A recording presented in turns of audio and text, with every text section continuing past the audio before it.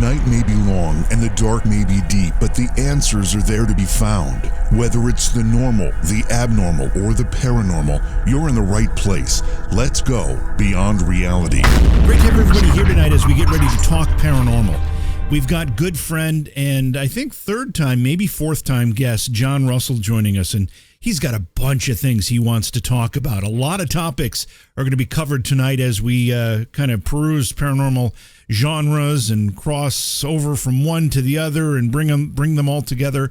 It'll certainly be a great conversation with John. Looking forward to this. I hope everybody's had a great few days since we've been live here again, and I know that a lot of you do visit the paranormal program, or excuse me, the political program that I'm doing as well, and thank you for that as well. I know that what was it, last night?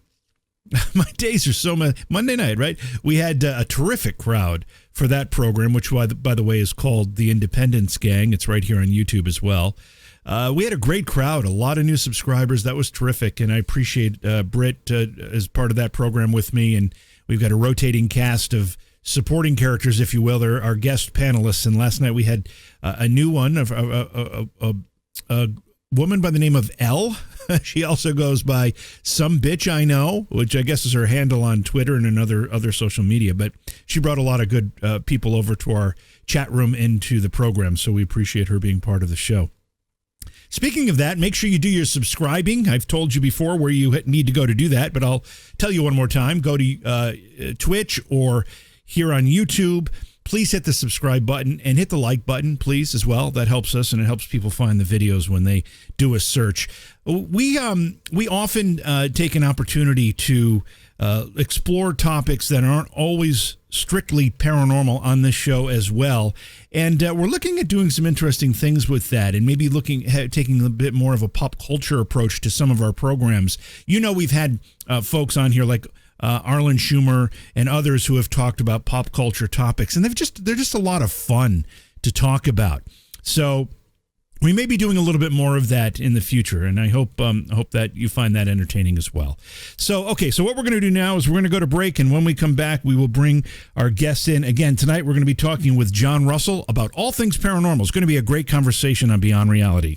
Hey, it's JV here. You know I've asked for your support in the past, and I'm going to do it again because it's really, really important. And there are a couple of ways you can support the show, and it's so inexpensive. Now, you can go to Patreon, and you can become a Patreon supporter, and we really, really encourage that. But there's also another way. If you look at the description of the podcast, if you're a podcast listener, and you scroll down to the bottom, there's a way to support the show directly through the podcast app. And it's only 99 cents a month. It's less than $1. You probably have that change in your couch right now. That $1 a month, less than $1, goes a long way in helping us produce this program, provide great interviews for you during the course of the week. I thank you in advance because the support is so important to the program. Exciting show tonight is we're going to have a terrific conversation with our good friend and frequent guest, John Russell. John has been on the program several times. He's got a couple of books you need to be aware of. One is called Riding with Ghosts.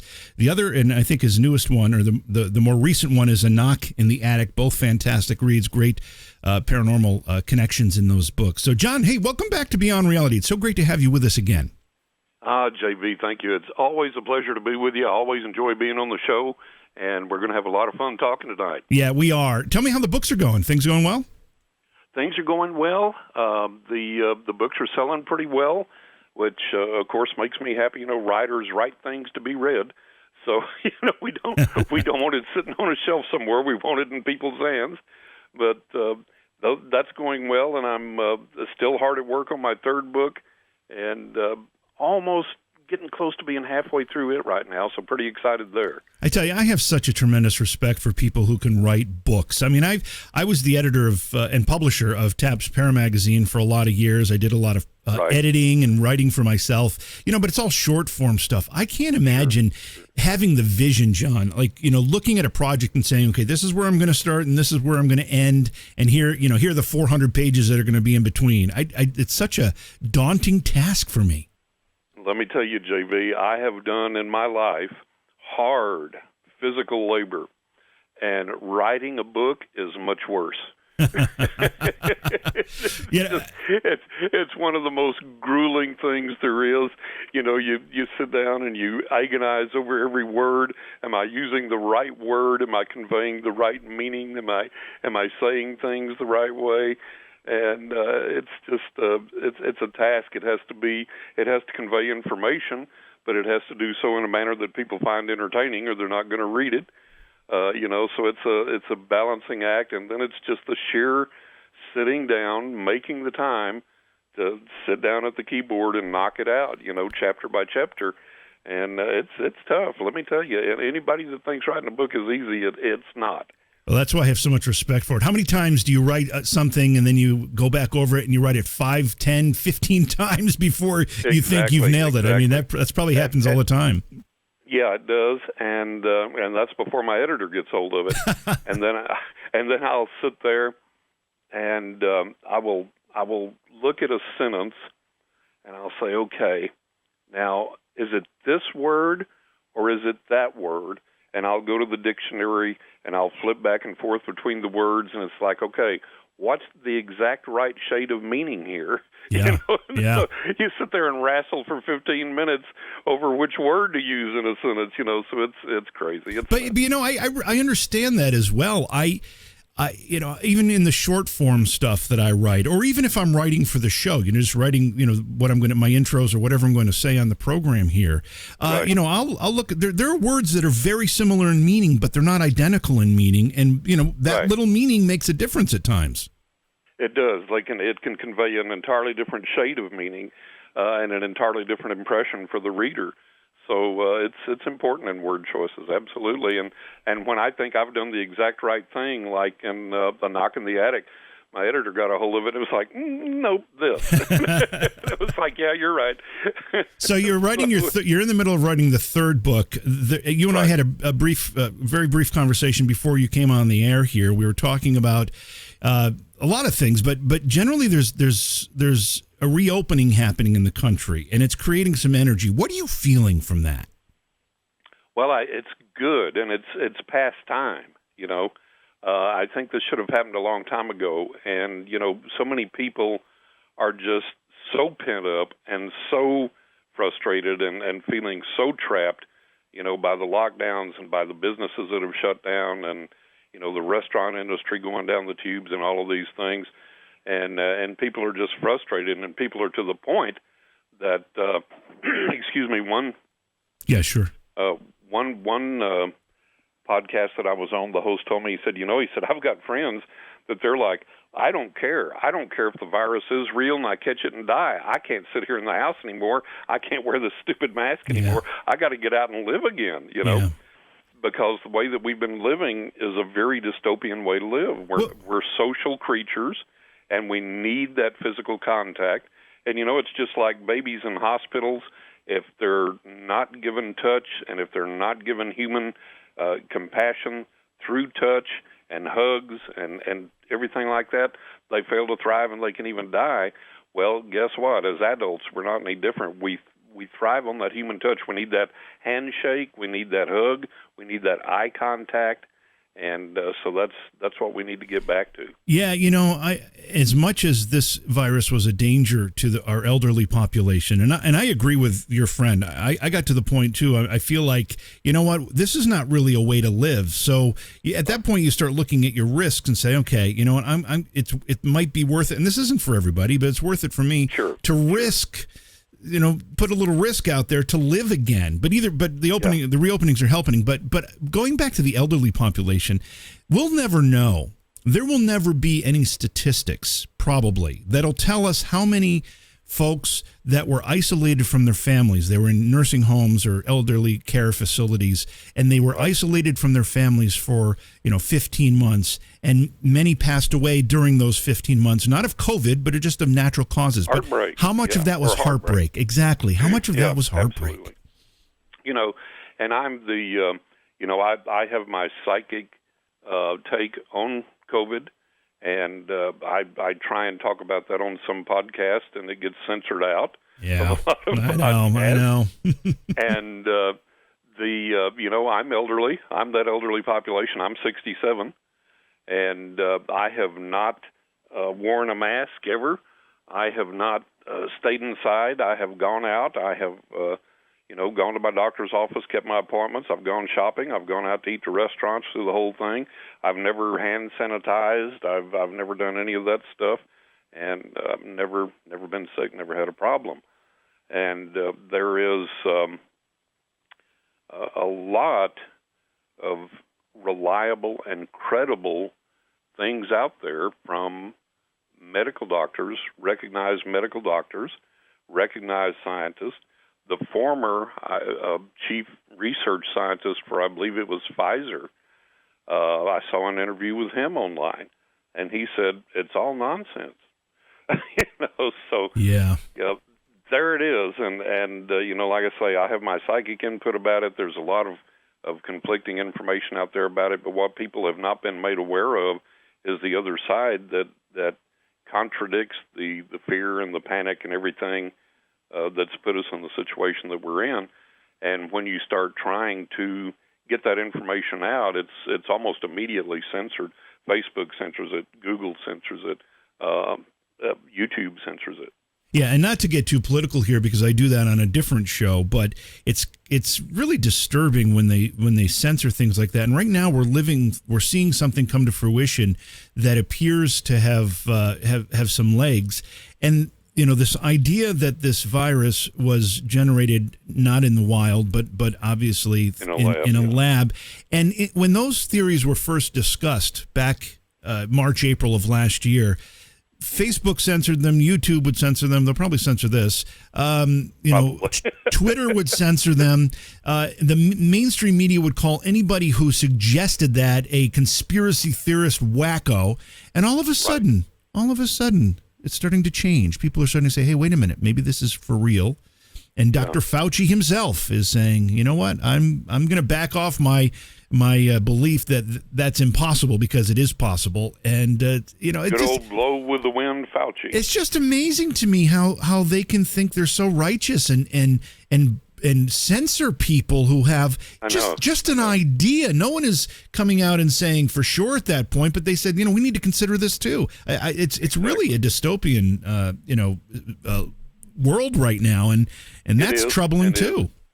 And we're seeing this hideous censorship, and anybody that has an opposing viewpoint, even if it comes from somebody that's eminently qualified and eminently credible, they're immediately shut down, and they're immediately tarred and feathered and run out of town on the proverbial rails, so to speak.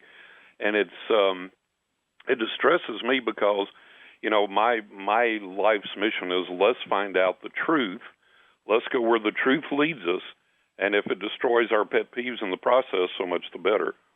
And that has just been an absolute impossibility with this situation. And, it's reached such ridiculous proportions. I had a friend the other day that said that a family member was so old that they outlived their kids. They went blind, I think it was, and they had dementia, and they went in the hospital and died of dementia and old age, and they listed the cause of death as COVID. And the person said, we knew beyond any shadow of a doubt that they didn't have the virus.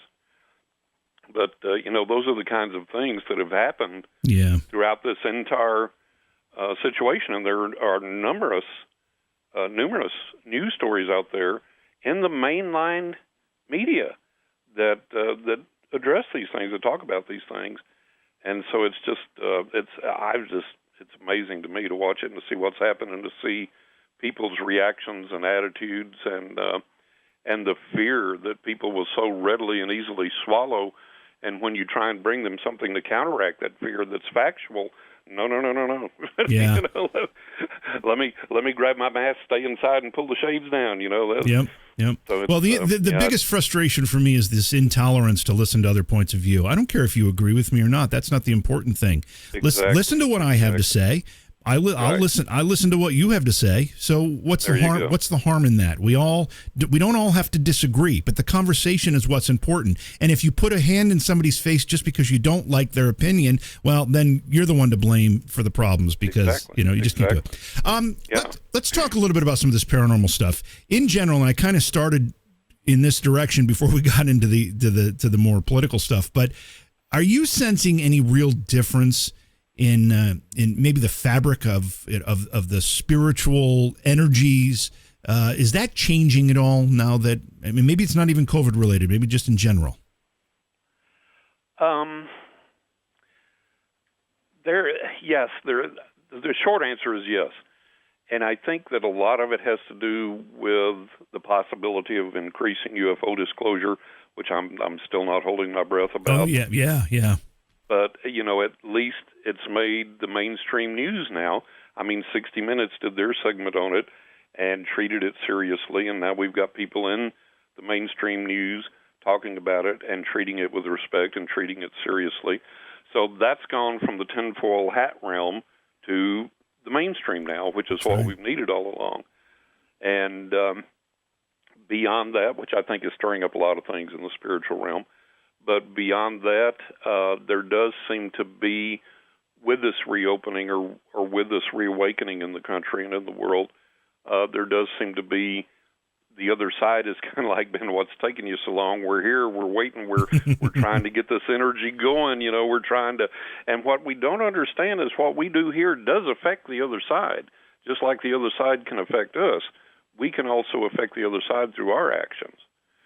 So I think a lot of that has been the other side, saying, okay, guys, it's time to get back to living here. It's time to get this energy in motion again so we can do something positive with it. So does that imply, John, does that imply that the other side relies on our energy to, I don't know what the word is, thrive maybe? I don't know that they necessarily rely upon it to thrive, but I do know that there is an interaction there. And from what I've been able to determine in my communication with people on the other side, they tell me that our thoughts and our prayers benefit them. So there's that communion there. There's that interaction there. And just as they try and look out for us, protect us, and give us guidance and so on and so forth, they indicate that our prayers, our thoughts, our positive thoughts and everything towards them benefit them as well.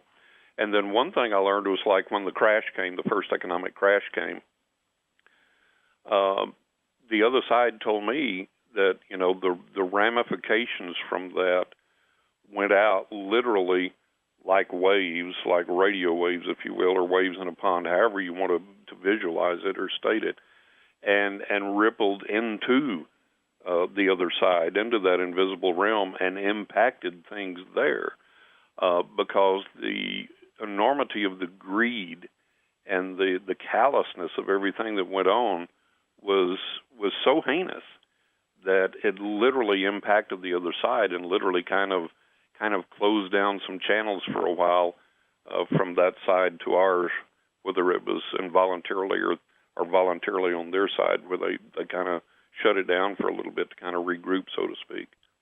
I want to get your thoughts on something you just said. You mentioned prayer.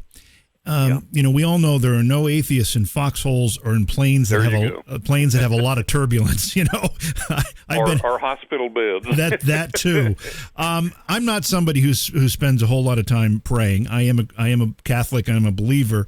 I just don't do that a lot. But I hear often stories of what in some cases might even be considered miraculous stories of people who use prayer. What is the energy that comes from prayer? Because you mentioned it in your energy connection to the other side. Well, I think we misunderstand prayer. The idea of prayer, I saw this Jewish rabbi's statement the other day that was really amazing, and he said, when you pray, look at the words that you're praying, write down the words that you're praying, or visualize the words that you're praying, and in every letter, see God. See God's love and power and compassion and energy in every letter of every word of that prayer. And I think this is what we need to understand. We have become, prayer is a rote thing for us. We sit down and we recite the blessing over the meal, and that has no power. That has nothing. because it's just a rote thing we do every day without any meaning, without any thought. It's just, it's memorized off the top of our head, comes out without any meaning or any emotion or anything. The Lord's Prayer, so-called, that has no power because it's just a rote thing. It's just something we just rattle off. We don't even think about it. And what true prayer is the idea that we are stopping everything and that we're sitting down and addressing an issue that we need divine help on with a superior being or beings or angelic presences or guides or whatever you want to term it.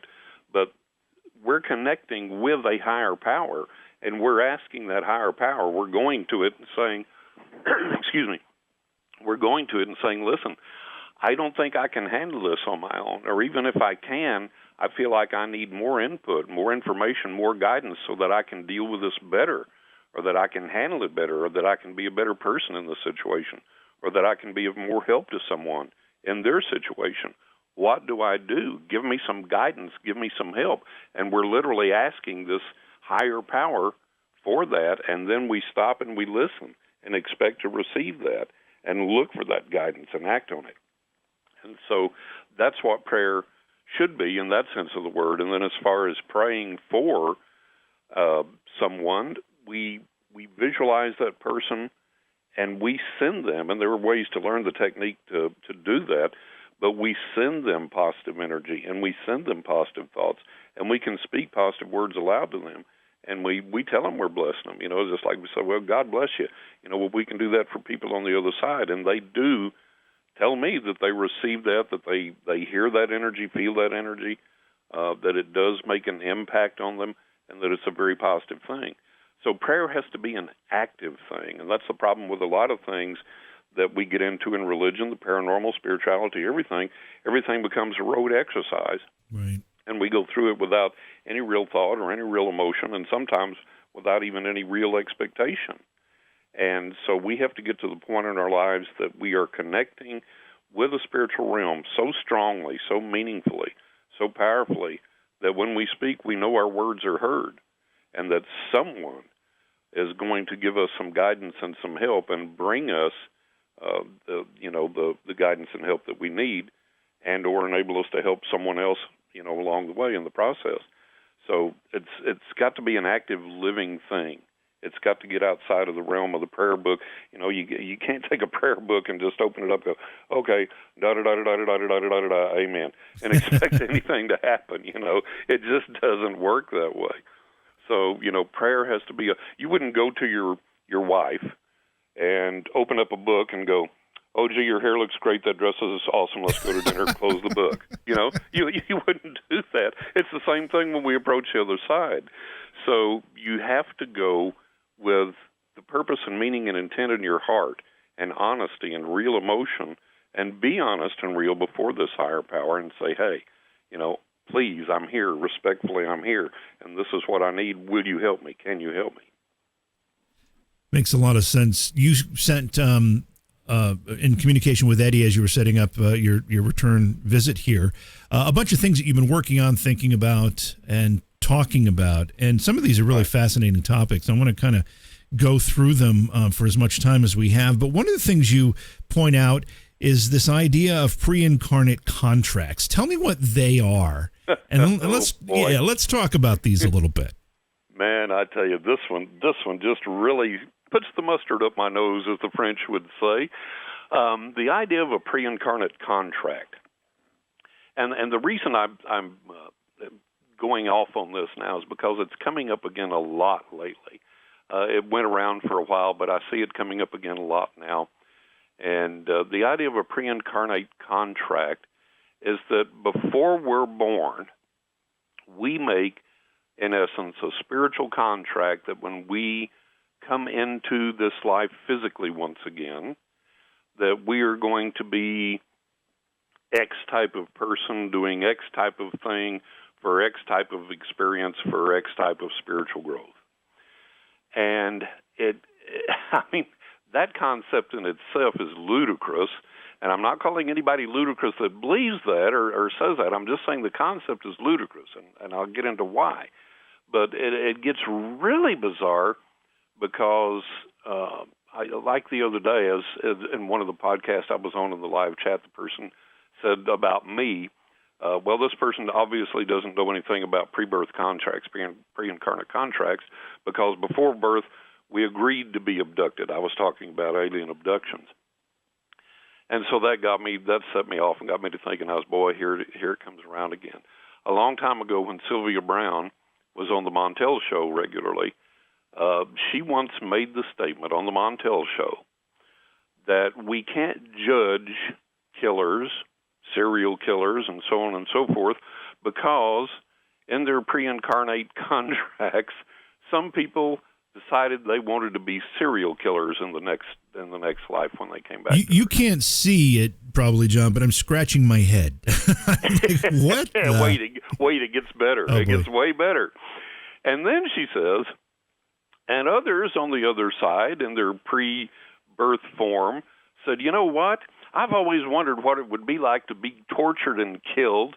So I think in my contract, I'll agree that our lives will intersect, and you'll kidnap me and take me away and torture me and kill me. I want to see what that's like. So the idea here is that the killer and the victim agreed to this ahead of time in a spiritual sense before they came? Yes. Wow, I don't... And so she says, so we can't judge people because they're just living out their contract. They're just fulfilling their contract.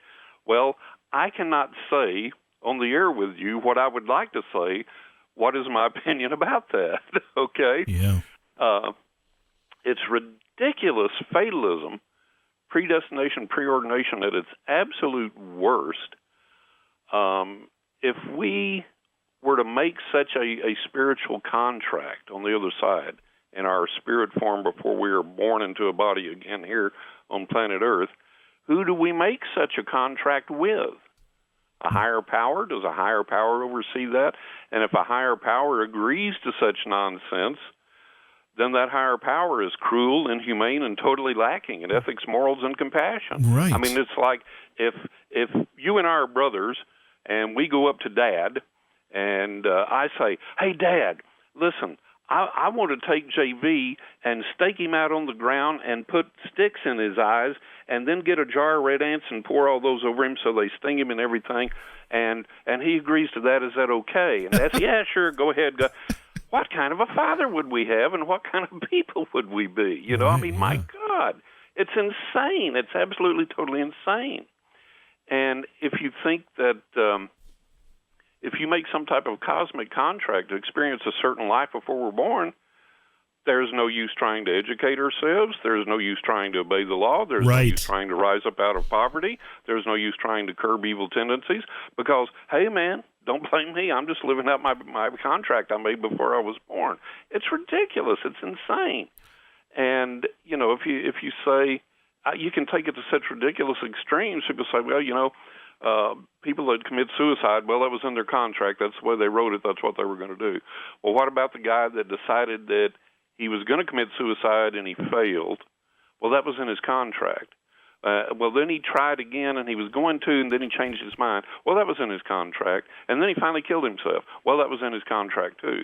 I mean, it's like, come on. I mean, there's wow. It's just ridiculous. And so that's the basis of what these people believe when they believe in these pre-incarnate contracts, is that everything we're doing, everything everybody's doing, you know, everybody living in Israel agreed to be attacked by Hamas and vice versa, and everybody experiencing cancer decided before they came in, well, I believe I'll try cancer this time around.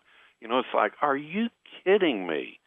You know, such a ridiculous idea means we're just cosmic role-playing. We're no better than little kids when we were in elementary school, and I'm going to be a Russian spy. Okay, well, the tree over there, that's our camp, and we're going to be American spies, and we're going to be one.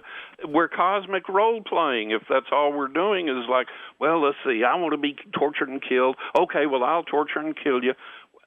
Come on. I mean, you know, this is just, it beggars the imagination that anybody can believe that, and I think that if they would sit down and think through the ramifications of what they're saying and what that could possibly mean, to do that, it makes absolutely no sense whatsoever.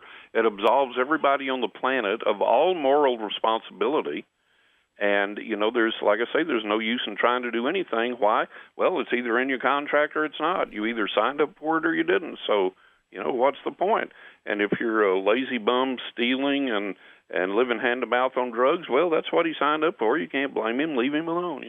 Don't put him in jail, or don't get mad at him and punch him out when he steals stuff from you. That's just in his contract, and you probably signed the contract to get stolen from. It's like, come on, people. And so I would like these people that believe that to, see their mother get maybe robbed or raped or hurt or whatever. Well, was that just in her contract? Did she just sign up to do that before she came in? When you put it on the personal realm and bring it home, it kind of changes the tune a little bit. Yeah, I mean, you mentioned a higher power having to, if these contracts were in fact being struck, a higher power would be the arbiter of them and the enforcer of them, I suppose. So that would imply a God. One of the things that religion does tell us is that, the reason God does not end all suffering and all tragedy on earth is because people have free will. And that free will is what puts us into those situations, again, if you're talking about religion. So this whole idea would completely negate the idea of free will. Exactly. Like I say, it's fatalism, predestination, preordination at its absolute worst. It takes away all free will in life, all purpose. Like I say, it just reduces it to a cosmic elementary school game of, well, what are you going to be next time you go down? Oh, I think I'll be this. Well, I'm going to be a truck driver, get drunk, and kill 20 people by running over their cars with my semi. How about that? Yeah. It's like, come on, man. So that's some of the nonsense that, it just, people will go to weird extremes in religion and spirituality and the paranormal and everything, and the ridiculous things that they believe. And they never sit down and think about the logical conclusions and the ramifications of those statements and of those beliefs. Well, one of the problems we have whenever we talk about any of this stuff is that we don't have definitive answers about anything. And you're just doing a great job of using logic to illustrate a point here. But the people that support this, you mentioned a name, but the people who may subscribe to this idea, what's their motivation? What are they trying to explain by using this theory or this idea? It's always an excuse. It's always an excuse. So they're just looking to make excuses for people who behave badly? Is that what it is? Yeah, it's an excuse for a person, an excuse for an action, an excuse for a philosophical or a religious or a spiritual viewpoint. Well, we can't blame the aliens. We agreed to be abducted, so they're not at fault. It's always an excuse. It always excuses someone from any kind of personal responsibility. And that's the bottom line of it. And, obviously we can't live that way successfully. So it would make your job really easy, John. You get somebody who calls for a reading and they tell you all these problems in your life. You say, hey, just keep living it because that's the contract you signed. And next. It's just absolutely. Silly. Absolutely. Wow. Yeah. So that's one of my pet peeves. And it's like, people think, use some common sense, use some reason, and think things through. Don't just accept things at face value. And like I say, if you want to, there's an old saying, and I hate these labels anymore. The labels have become meaningless. But the old joke is that a conservative is a liberal that got mugged, Right. And I think that you have to bring things home in that manner to people that believe these things and say, okay, let's make it your mom. And then, if they're so far gone that they say, well, if mom got raped and murdered and killed and everything, that's what she signed up for. What can you do? By that point, they're so far gone that it's like, stay away from me. I don't want to know you. Yeah. Another thing that you've been talking about lately, and you've kind of been taking a real interest in the way people perceive this, is the angle we're going to talk about tonight. But is this idea of ghosts versus demons? I'll tell you what, and I know what you're going to say a little bit about this, and I feel the same way. We've gotten into this state where everybody's trying to outdo my haunting is more evil than your haunting. So everybody's got a demon. Exactly. What's going on with that? Yeah, that's exactly it. And the problem is that things go through stages of popularity, whether there's any validity to them or not. You know, things become popular. Well, demons became popular, and you couldn't turn on a paranormal show on TV without it being full of demons, and you know, the idea of people being possessed, and on and on and on. And one of the things that I digress here just a little bit, but one of the things I want to talk about as far as demons and possession is that one of the things that's always trotted out is the same tired old saw that, well, look, this was a real slight person. They weren't real big and they weren't real muscular. And, man, in the throes of this fit, it took 5, 6 big, strong men to hold them down. So, look, you know, look at the demon power in that person, you know. Well, let me tell you something.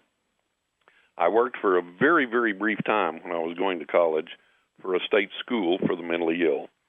And I'm using the nomenclature that we used back then, the terminology that we used back then, which was mental retardation, mental illness. And we had some clients which were mentally retarded, and they were basically mostly pretty mild and fairly well functioning. And then we had mentally ill people, which these were the people that there's this lady over in the corner whose hair changes length as I watch her, and she tells me what to do. And they were young and strong and powerful and muscular, and they would go off and assault people, attack people, and hurt people. So what we had to do when we started that job, we all had to get in one big class in training, and there were state-approved holds and restraints that we couldn't defend ourselves. Like if one of these people attacked us, we had to use these state-approved holds and restraints to get a hold of them and get them in such a position that they couldn't hurt us and that we weren't hurting them. And then we would hold them a certain amount of time, and if they got over their anger or whatever, we could let them up, and if not, then we'd have to physically restrain them like in a bed for a while. And it all had to be timed, it all had to be monitored, it all had to be observed by supervisors and everything else. So in this training, all of us had to do that. We were like, okay, now here's what's going to happen. You're going to be the client, and something's going to set you off, and we're going to try and restrain you, and you have to fight with everything that you have got, not to be held, restrained, put down, or anything. So, okay. So guess what? The little small women in there, if they thrashed about with everything in their power, guess how many big people, strong adults, strong men it took to hold them down? 5, 6, people. Handicapped people. We had a handicapped guy in there. Guess how many people it took to hold the handicapped guy down? 5, 6, 7 people. Okay, so we use that. We trot that old tired thing out as the demon thing about evidence of possession, and it's not. It's just anybody that's really putting their all into thrashing about going to take 5, 6, 7 people to hold them down. Well, not to bring up a sore topic here, but one of the things that we've been fed a diet of pretty consistently recently are these videos, these body cam videos of police officers trying to restrain people. And, right. You'll see a suspect, whatever you want to call that person, right. fighting the arrest or fighting the restraints. And it takes 5, 6, 7, 8 officers to get them into a position. And even then they have trouble. Exactly. And I don't think all of them are possessed. I don't think that's what's happening there. Exactly. So, but anyways, the thing became popular to everything's a demon. There's a demon behind every bush, and every haunting is a demon, and on and on and on.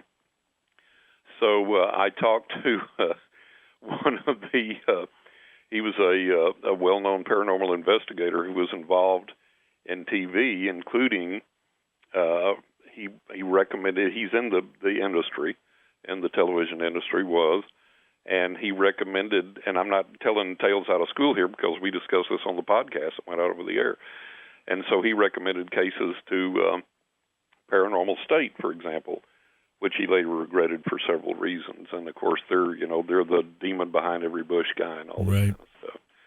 And he stated that he had begun to absolutely hate paranormal investigations involving personal property like private houses because everybody thinks they have a demon. And so the podcast co-host, who was in Britain, said, only in America, here they just think ghosts.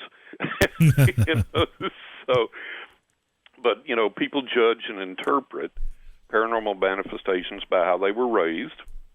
So, example, by Christian standards, by the Bible. Anything that's not sanctioned by the Bible has to be demonic, satanic, whatever. And then people are spoon-fed this stuff on TV. And one of the interesting things here about that, another topic, but it ties in, is that I have heard several people now tell me that, and this has come from both on-air talent and from people involved in the production of a lot of these paranormal shows, that they cheat a lot, they fake stuff, they lie, they encourage the on-air talent to jump and run or scream or cry or whatever emotion they can get them to evoke, all for the sake of planting butts in the seat in front of the TV and getting viewership. It's not to teach you the true things, true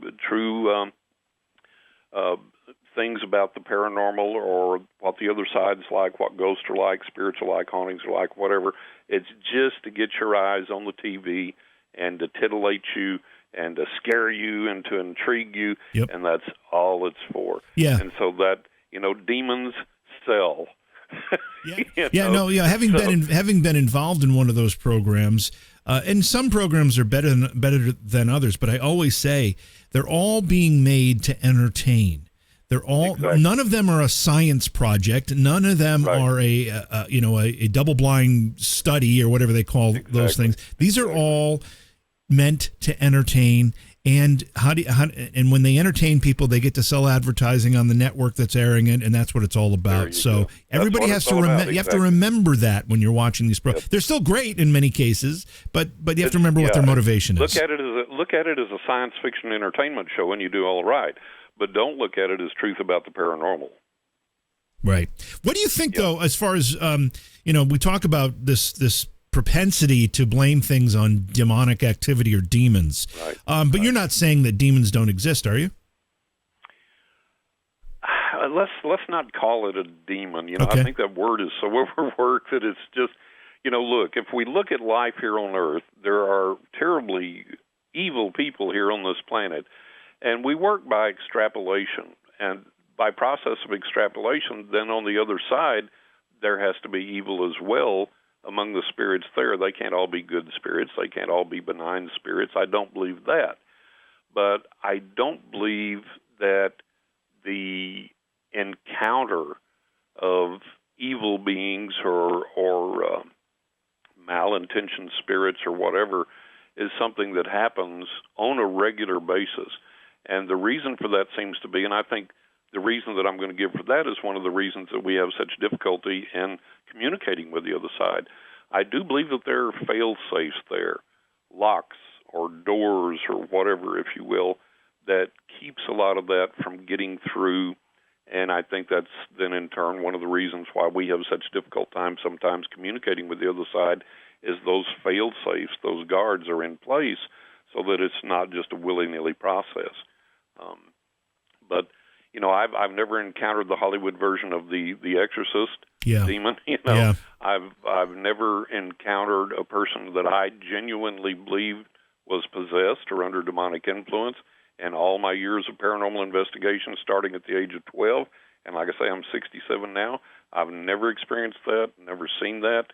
Again, not to deny that evil exists, it does, but I have never seen or experienced anything like that would lead me to believe, oh, this is demonic or this is evil or this person's possessed or whatever. I have not seen it. Well, you also hit on something very important there that we didn't talk about originally when you answered this question is Hollywood and what they do to the concepts here. You mentioned that people kind of define things by what their upbringing was, maybe what their religious beliefs are, but Hollywood has a lot to do with what we think about things. I mean, way too much to do with how we perceive these things. Yeah, you're exactly right. Unfortunately, we start viewing life through the lens of what we watch or read or are taught by some. We go to some seminar and some guy says, oh, well, I had this experience with the reptilians when I was 8, and they came down to, oh, my goodness. And we believe it without even questioning. So what we read, what we see on TV, the movies we see, what Hollywood puts out, then we take that in and we say, oh, well, that must be the way it is, that things must be like that. And we start accepting it as fact when it's just some writer in the back room going, man, I hope I get the script finished in time, and I've got to pay rent, and let's see, right. the ghost does this, and then this happens, and that, and and people take it as reality, and that's not a far stretch to say people. I'm sure a lot of people listening to us are going to say, well, good God, I watch a movie and I know it's fake, I know it's not real. Well, there's a lot of people that don't, and there have been numerous news stories written about movie stars walking down the street, getting recognized, and like, for example, a soap opera star, and they will have people come up to them and go, how could you dare throw your brother out of the house and out into the cold and disown him and all this and all that? And they're like, hey, it's a show, right. It's fake. There is no brother. There is, hello. But people actually really believe that and buy into it. And so it's... it disturbs me that I told somebody the other day, I said, trying to get the truth out and trying to do that in a meaningful way and trying to get people to really examine what they believe is one of the hardest, most difficult things there is. And I remember when I was, and again, not telling tales out of school here because I had permission at the time to talk about this, I was invited to Dallas, Texas one time for a private series. I did readings and did some other things and so on and so forth for a private group. And one of the people that came to me was the costume designer for Walker, Texas Ranger. And I did the reading for her, and I asked her how she liked it. She said, oh, it was great. It's really, really good. And she said, I'm going to tell some of my girlfriends to look you up or to come to you or whatever. She says, truthfully, I have to tell you. She said, every lunch hour, every day, it's, who are we going to go see now? Oh, look, here's a new medium advertising. Let's go to this. Oh, there's a new psychic ad here. Let's go look at this guy. And she said, basically, it's just entertainment. It's what we do every day. It's like, who's the new psychic we're going to go to today? And I thought, oh, my God. No wonder people are confused and can't get any guidance and don't know the real from the fake and everything else. It's like it's entertainment. And so that's a problem that we deal with there. And it doesn't even have to be, you don't even have to have people who actually watch a film or see a television show and think it's real and then act that way. Just that those programs or movies just kind of, they plant an image in your mind, or they give you a definition that when you look at something you can't explain, you go to that definition. For example, I watched a movie about Slender Man at one point. It was one of those, you don't want to sit and watch alone, but you don't realize it until you start watching it. And then, for a month afterward, every dark corner I looked in, I thought I saw Slender Man. And, they just have that way to influence the way you think and the things you see and how you define things around you. Exactly. Yeah. That's, I made the statement, I think, on the first time I was on with you, I believe it was. I made the statement that, we have to be, I believe it was with you, but we have to be careful of what we watch, what we believe, what we let into our environment, what we let into our minds, what we let into our emotions, what we let into our atmosphere. And unless we're very, very strong people, we need to realize, hey, there's certain things I don't need to watch, certain things I don't need to read, certain TV programs I need to avoid, that type of thing. So but I have to also admit, because I'm a real fan of horror films, that's part of the fun is after you've seen the film to be looking around the corner or looking in the closet and wondering. I mean, that's kind of the fun of it all. Hey, tell me about the connection between hauntings and nostalgia. Oh, this is such a beautiful thing. I was sitting there the other day. I have a YouTube channel, and I made a YouTube video about this. And when I started the video, I had been very nostalgic all day. And I was thinking about my old hometown. I was thinking about a lot of my friends that are dead and gone on the other side now, and a lot of the places I used to go to, favorite restaurants, favorite meals, favorite bars, favorite, music venues, and on and on and on. And I was just really homesick and really feeling nostalgic. And, man, it hit me like a ton of bricks. And I told my buddy who's my TV producer for the History Channel, for the TV pilot there, I told him this, and he goes, "You're just now getting this?" And I said, "Honest to God," I said, I had never, ever thought of this before. And JP, what came to me was that, just as you and I, we get homesick and we think, man, I'd sure like to go back and see my friends. I wonder what the old house looks like now. And, man, that restaurant, I wonder if that restaurant's still there and all that. And all my old buddies like to shake their hands again. Well, just like we get that way, what if spirits on the other side get that way? And what if some hauntings are nothing but nostalgia? They just may be nostalgia. Maybe ghosts just want to go back home again, too. So maybe they're on the other side, and one day they're sitting there, and maybe they feel a little nostalgic, and they go, I really love that old farm, and I really love plowing the fields and growing the crops and all. I wonder who's got that now, and I wonder if it looks the same. I wonder what the old farmhouse looks like. So maybe they travel in spirit, and they go back there, and maybe that particular day the veil separating the worlds is thinner, and maybe somebody sees them, and, oh, my God, a ghost. And what if that haunting, what if that ghost was nothing more than the spirit of the person that used to own that farm going back and saying, hey, I wonder what things look like here now, Yeah. And I thought, wow, what a revelation to get. And, it won't explain every single haunting, but I bet it explains a lot of them. Maybe people on the other side are nostalgic as well. Maybe they get homesick, or maybe they, we know they come back and they look after us. We know they see us as we do things, because they'll tell us, hey, tell my wife I saw her put flowers on my grave, all these types of things. So we know they watch out for us and watch over us, and they see the things that we do. So we know they travel around and they have these abilities. And so what if they get homesick? What if they get nostalgic? They say, man, I wonder what's happening in this restaurant, And they go to the restaurant, the veil's thin, and they're walking through looking around, and, oh, my God, a ghost. And the server drops the trays, and I just saw a ghost. And maybe it's just somebody that's nostalgic, wanting to go back and look at things again. And maybe some hauntings are nothing more than that. Just spirits wandering around seeing what's going on. And not to get too technical about this, though, I could see how that would be a very feasible and reasonable explanation to talk about what we would call intelligent hauntings. Right. Probably not the same for what we would consider to be a residual haunting, though, right? Right. Yeah, there are some things I believe that just replay in the environment where they're at, just to kind of it's kind of a motion picture of what went on there. And for anybody that's tuned in and can perceive it, then it's like, hey, this is what happened here, and we want people to be aware. So, I agree with you there. I'm not sure where to go next here on this list of things that we wanted to talk about tonight, because I'm looking at the clock and I'm already seeing that a good chunk of our time has already elapsed, which is crazy. This is going so fast. I tell you. But, the good thing about it is what we don't get to this time, we'll have for next time you join us here. We'll get next time. Yeah, absolutely. I want to talk about macro spirit photography. And there's a word here that I'm not familiar with. Is it Peridolia? Peridolia?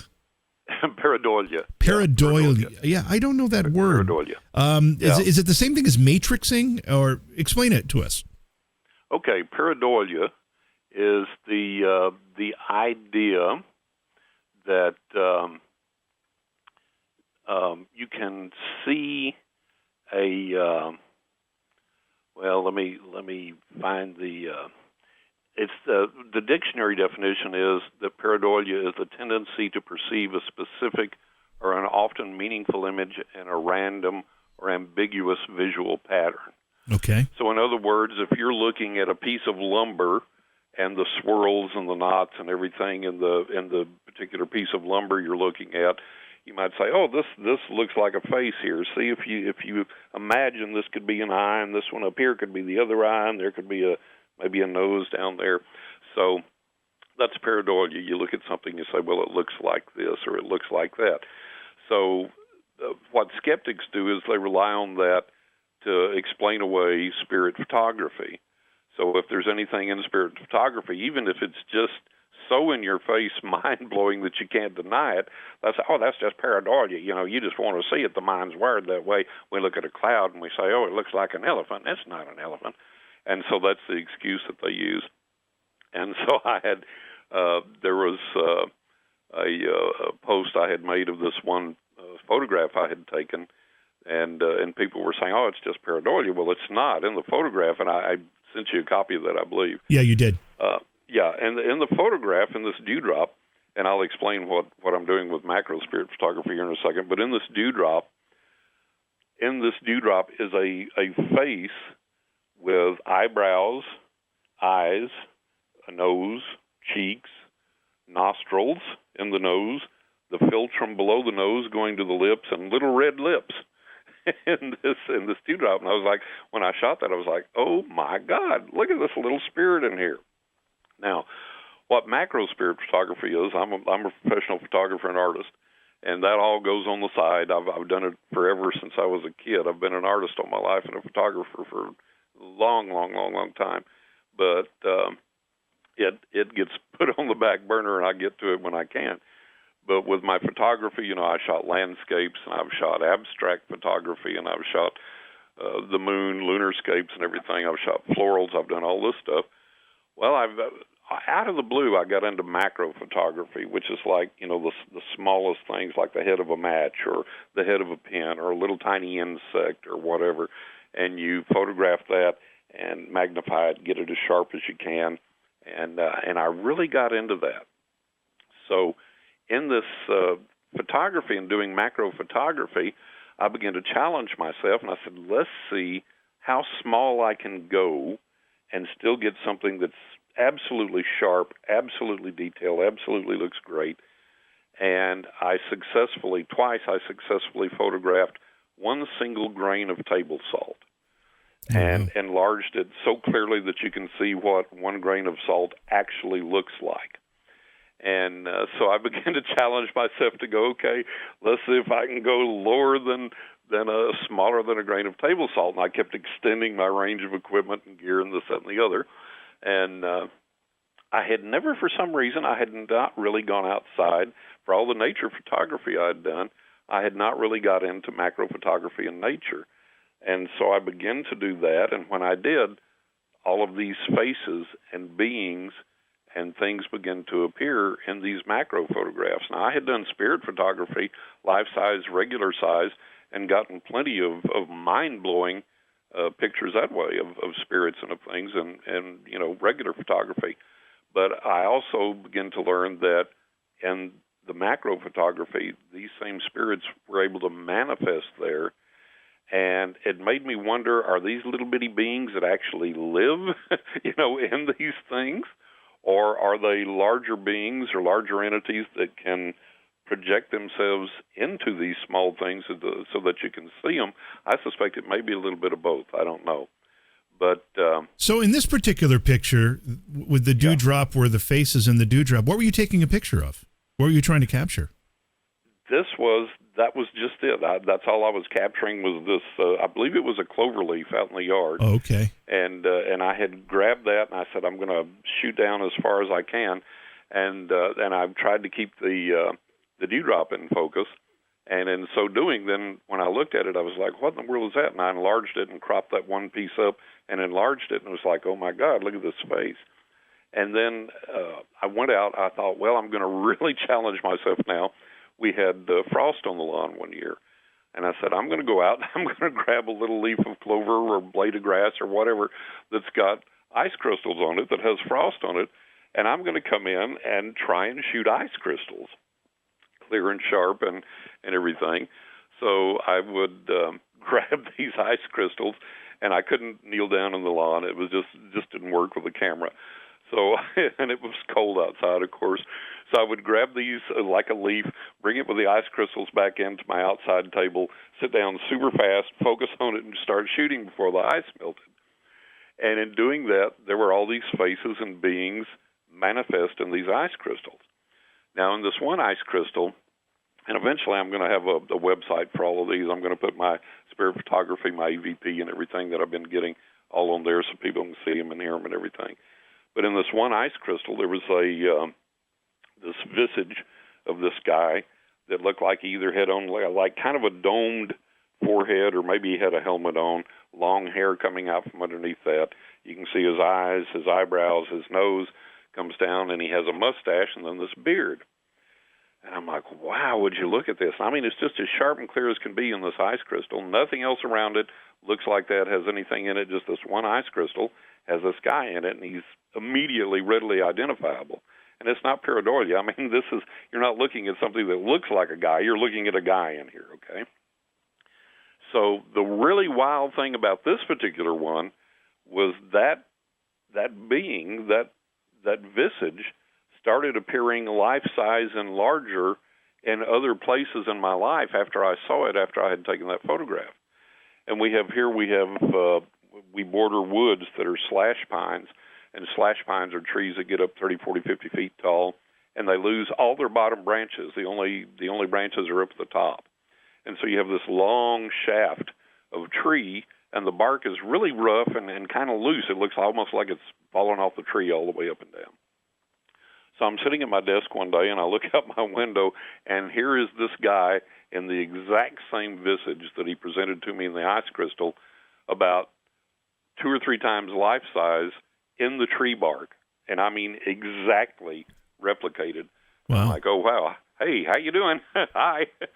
And after that, he would appear here, he would appear there. I remember one time I was out and in my driveway, and I don't remember if it was wet or there was a reflection or a stain or what it was, but again, with his face about 2 or 3 times life size, maybe 4 times life size, there he was in that exact same visage in my driveway.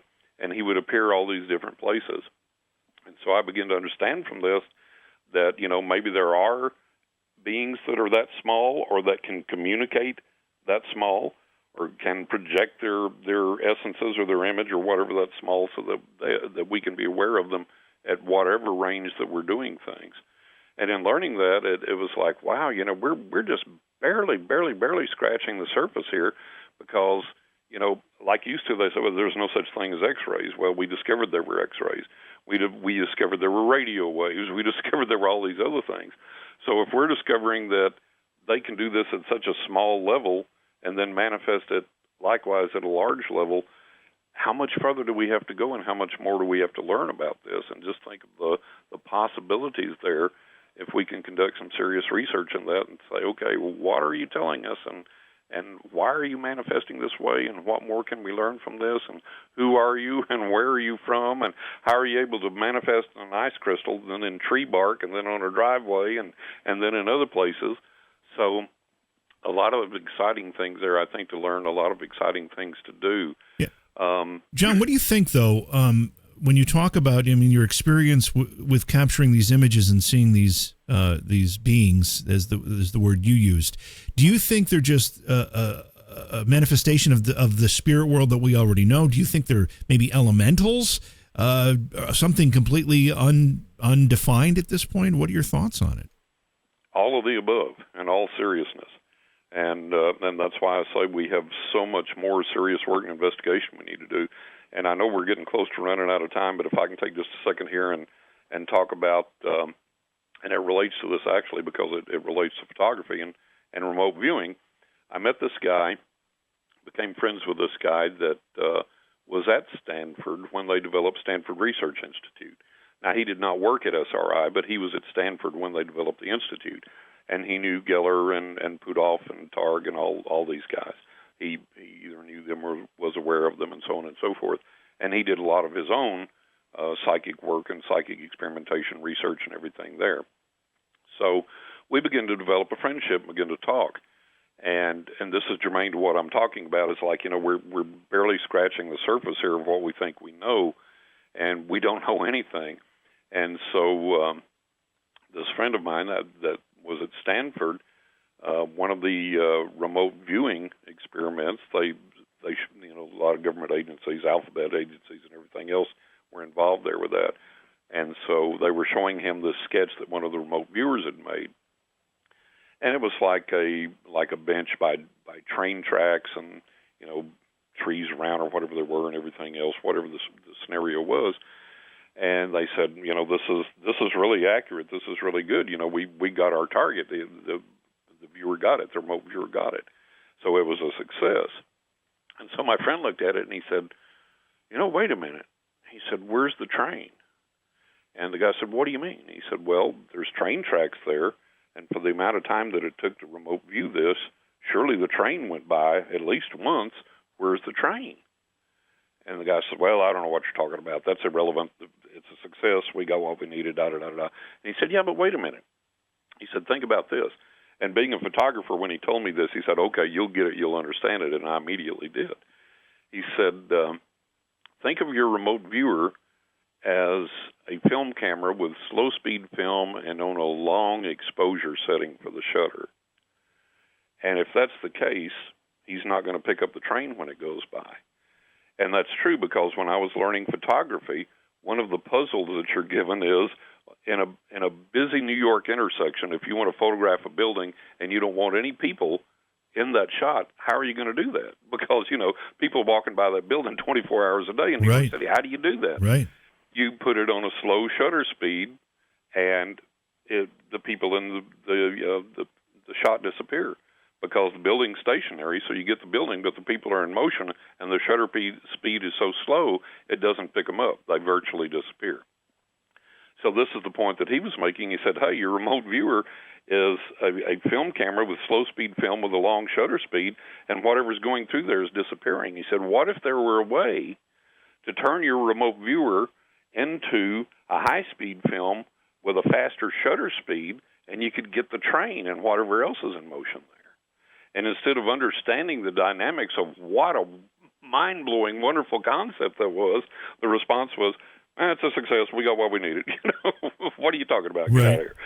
And I was like, oh, my God. And my hair was still blown back after our conversation to this day. I thought, my God, we barely scratched the surface of what we could learn and what we could do, because we're so hidebound by dogma or skepticism or whatever we've been taught, or, you read a book or a guy says something or this, that, and the other, and, oh, well, that's the way it is. And you try and say, well, hey, what about this?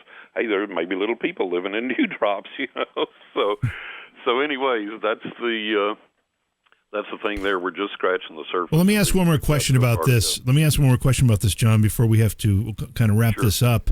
A lot of people will take pictures of what they call orbs, and they'll see faces in the orbs. Is this the same thing? Yeah. Are we talking about the same thing? I think we are, yeah. And I think that a lot of orb photographs are valid. I don't think they're all just dust. I think a lot of them are valid, and I think a lot of them do contain faces. I saw an orb in my backyard one time. I took a picture of an orb in my backyard that had a cat's face in it, had a cat in it. And it was clearly visible, clearly definable. So, we have, just so much to go. And I think that one thing that gets in our way, and I've been talking to a lot of my fellow psychics and researchers and things and people about this a lot lately, egos get in our way.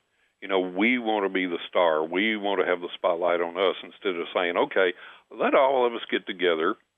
Let's all pitch our ideas in, and let's try this. And if it don't work, let's throw it out, and let's try so-and-so's. And if that works, let's see if we can expand on that, and so on and so forth. I mean, there's so much good research that we're missing because of egos and because of presumption, being hidebound, adhering to one specific dogmatic ritual or principle or philosophy or whatever. And JV, honestly, I think we haven't even scratched the surface of this thing yet. I think it's just, just mind-blowing what can come if we'll open up to it and be receptive to it in a reasonable way.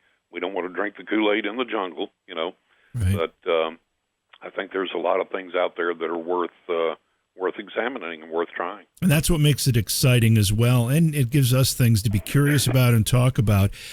John, you said you're working on your third book. You've got 2 out. Where can people find the 2 that are currently out? And I would presume the third one will be there as well at some point. Oh, yeah, absolutely, yeah, in time. Amazon, Books A Million, Barnes & Noble, a lot of little mom-and-pop shops online. Walmart online even carries them both. They can go to my website for each book, which is writingwithghosts.net or aknockintheattic.net, and it tells you about each one, tells you a little bit about me. The first chapter's there to read for free if you want to, and then it's got links to buy the book so everybody can find them there. Well, like I said, we only got through about half of the things we intended to talk about tonight. You're going to have to get... I know. It just went by so fast, and it's been so great, and it's just been so wonderful, and it always is with you. You're just a marvelous friend and a great interviewer, and we always have such a good time. But we will. I'll come back again soon, and we'll continue because, like you say, we got maybe halfway through the list. So, yeah. You're gonna have to. By the time I come back, we're gonna have even more. You're gonna have to reach out to Eddie really soon so we can get set that up, John. Because I will do that. I love having you on the show. Will. I really will. Best to you, my friend, and we'll talk again really soon.